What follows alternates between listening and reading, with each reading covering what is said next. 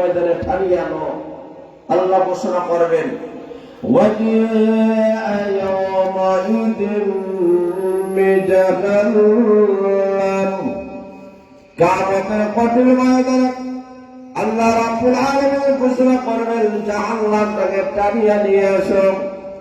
জাহান্নামের লেলিকান জিহ্বা যখন আসবে, আল্লাহ রাব্বুল আলামিন বলেছেন, কোরআনের মধ্যে উল্লেখ করে দিয়েছেন, কারণ জাহান্নামের আগুন গরম গুসায় পেটে পড়বে।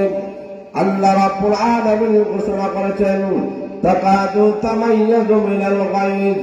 জাহান্নামের আগুন এমন ভয়াবহ আগুন, জাহান্নামের আগুন গুসায় পেটে পড়বে জাহান্নামীদেরকে গ্রাস করার জন্য।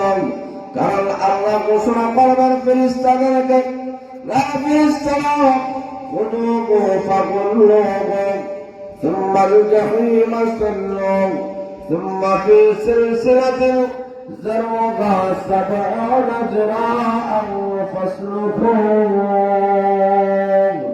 কিয়ামতের কঠিন ময়দানে আল্লাহ ঘোষণা করবেন, ও জাহান্নামের যে ফেরেশতারা, দারওয়ান ফেরেশতারা, জাহান্নামীদেরকে ধরো, জাহান্নামীদেরকে 70 হাত ইঞ্জিন দ্বারা পেঁচায়া জাহান্নামের আগুনের মধ্যে তোমরা লটকায়া জ্বালাও।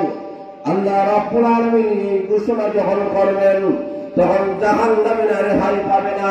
পক্ষান্তরে যে মানুষগুলা কোরআনের সাথে সম্পর্ক ছিল, নিজের ছেলেমেয়েদেরকে জাহান্নামের আযাব থেকে বাঁচাইয়াছিল। কারণ আল্লাহ রাব্বুল আলামিন কোরআনে উল্লেখ করে দিয়েছেন, ইয়া আইয়ুহাল্লাযীনা আমানু কু আনফুসাকুম ওয়া আহলিকুম